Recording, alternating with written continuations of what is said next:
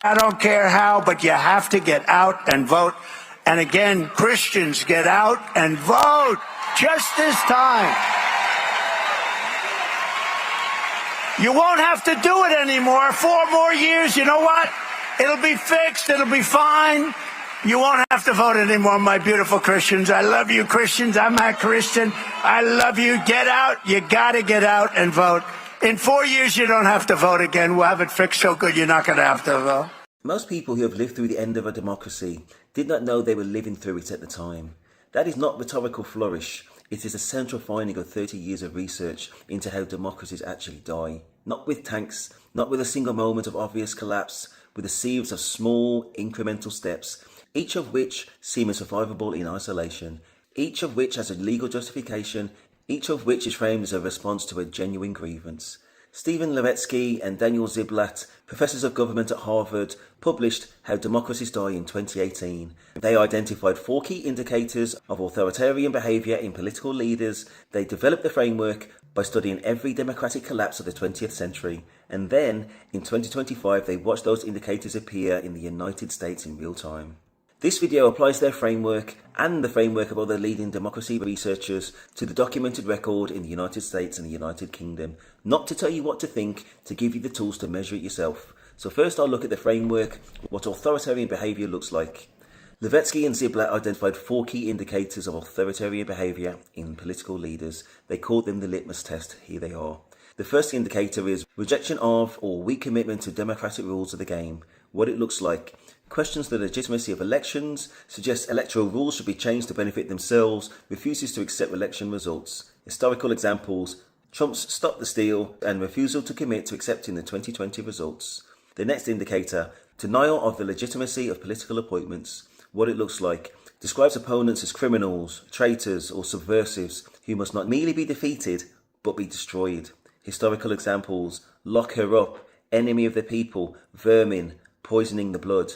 The next indicator, toleration or encouragement of violence. What it looks like, has ties to armed groups, condones violence by supporters, praises or refuses to condemn political violence. Historical examples, Trump and the Proud Boys, stand back and stand by, pardons for January 6 participants. The next indicator, readiness to curtail civil liberties of opponents, including the media. What it looks like, threatens to jail, restrict or punish journalists, judges, opposition politicians or civil society. Historical examples, attacks on the press as enemy of the people, threats against specific media companies, attempted to use the FCC against broadcasters. A quote, this is authoritarianism on one hand, but it's an authoritarianism that can be reversed, and I think likely will be reversed, which is Stephen Levitsky, Harvard Kennedy School 2025. I want to hold that quote. Levitsky, the man who wrote the book on how democracies die, says this is reversible. That is not reassurance, that is a conditional statement. It can be reversed if the right things happen. The rest of this video is about what those things are and whether they are happening.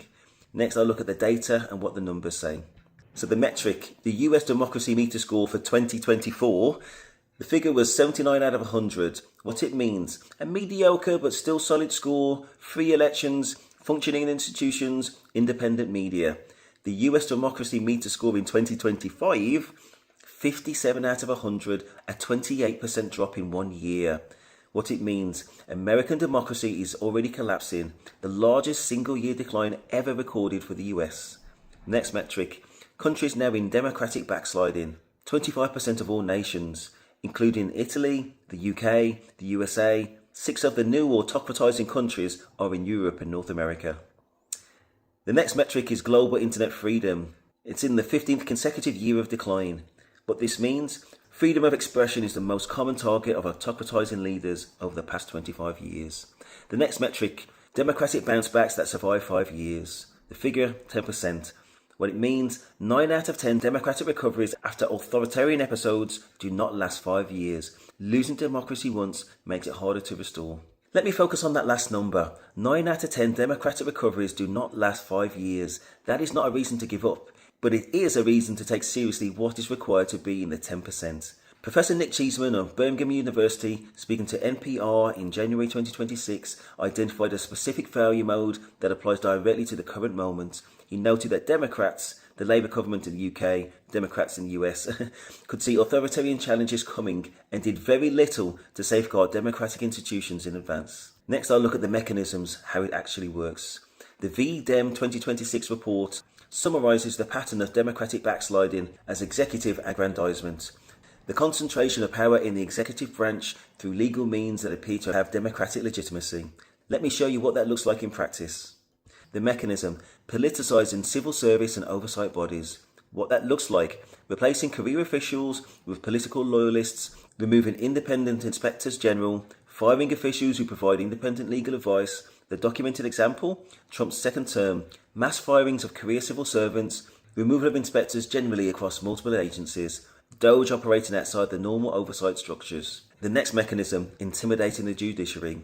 What it looks like, public attacks on judges by name, threatening to ignore court orders, attempting to impeach or investigate judges who rule against the executive. The documented example, V-Dem 2026. Rule of law is deteriorating in 22 countries including the USA. Harvard. When you win in a lawsuit, you still lose if the government finds other ways to bully you. The next mechanism, capturing independent media. What it looks like, attacking the credibility of independent media, using regulatory bodies to threaten broadcasters, funding alternative media ecosystems that undermine the mainstream.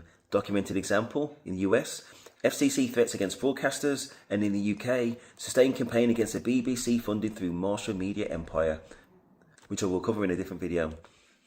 The next mechanism, forced capitulation of civil society. What it looks like, law firms, universities, media and other institutions preemptively comply with authoritarian demands without being legally required to do so. The documented example, Harvard's Chenovets, not standing up collectively probably made the situation much worse, and multiple US law firms settled with the Trump administration before any enforcement action. The next mechanism, the wave of acquiescence. Powerful institutions and individuals, including former opponents, publicly align with the authoritarian government to protect their own interests. Harvard's Levitsky, a quote, a wave of acquiescence to authoritarian and illegal behaviour in the early months of the Trump administration. Tech companies, media owners, corporate executives. The V-Dem 2026 report names the United Kingdom as one of the countries now in democratic backsliding. The mechanisms are less acute than in the US, but they are present. The sustained attack on the BBC, the reform of planning rules that reduces local democratic oversight, the use of secondary legislation to implement major policy changes without full parliamentary scrutiny. None of these are individually catastrophic. The framework says to watch the pattern, not the individual step. Next, I'll look at what holds the guardrails that matter. The research does not only tell you what breaks democracy, it also tells you what protects it.